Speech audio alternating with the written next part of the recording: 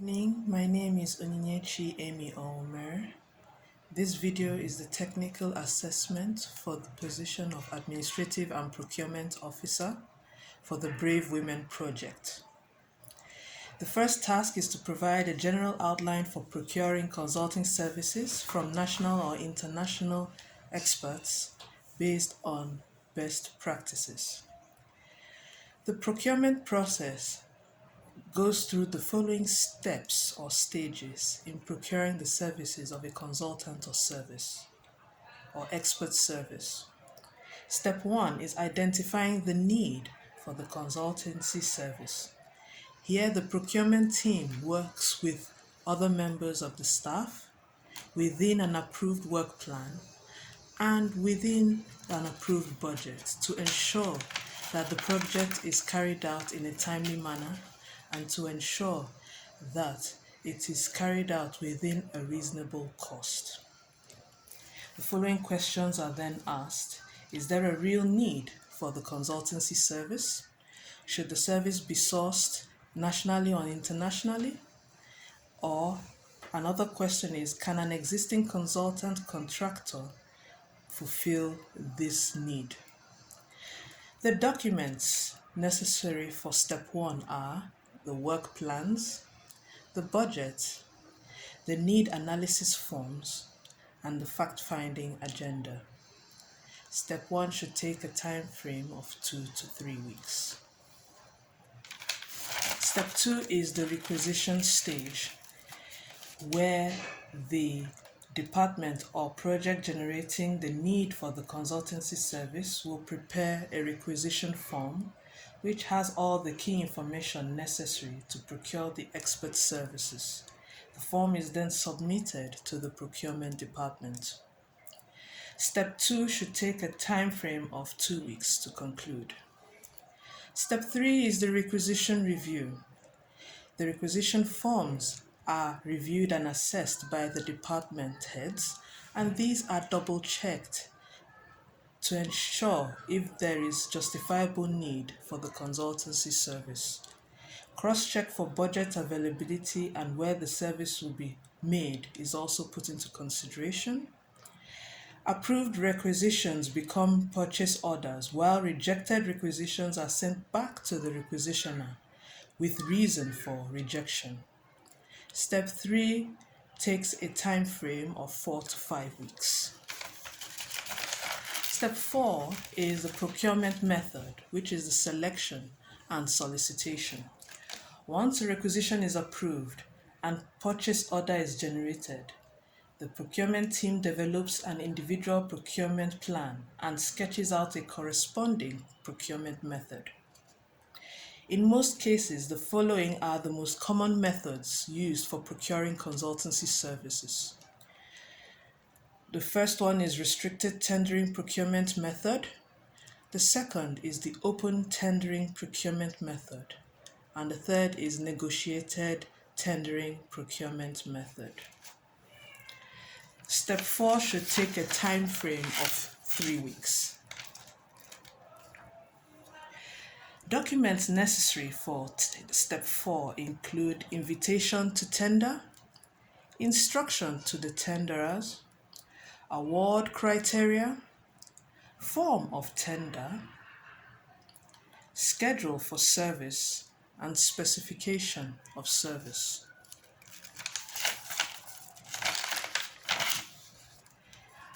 Step 5 is evaluation due to due diligence and process selecting.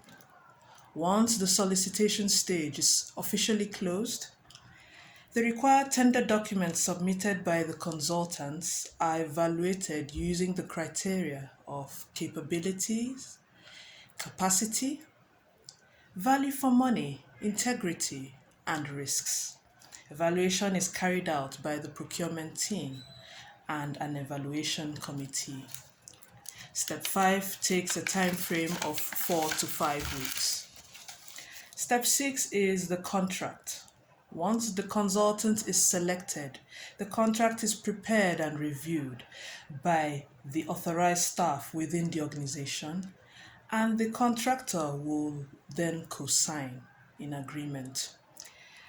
The contract awarded usually comprises of the following key elements: the scope of services, which is the core purpose, obligations of both parties, that is the contractor and the organization, fees and expected expenses, time frame, proprietary right and confidentiality, general terms, and lastly, warranty.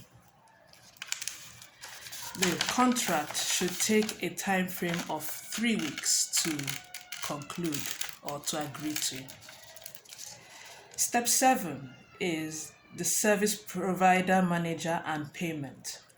As the consultant delivers the promised services within the given timeline, the consultant will submit a timesheet that will have details of the work done to date and time frame. The work done is then evaluated to ensure it was done accordingly and value for money was achieved. The timesheets and consultant's invoice are approved by the department heads and then submitted to the finance department for processing based on payment schedule in the signed contract. Step 7 should take a time frame of 2 to 4 weeks. Step 8 is record keeping. All appropriate documents, right from purchase requests to approved invoices and timesheets, are stored in a centralized location in case they have to be referred to at a later date. The second task of the technical assessment requires that I give an overview of a procurement plan. A procurement plan is a document that justifies the need for an external supplier or contractor.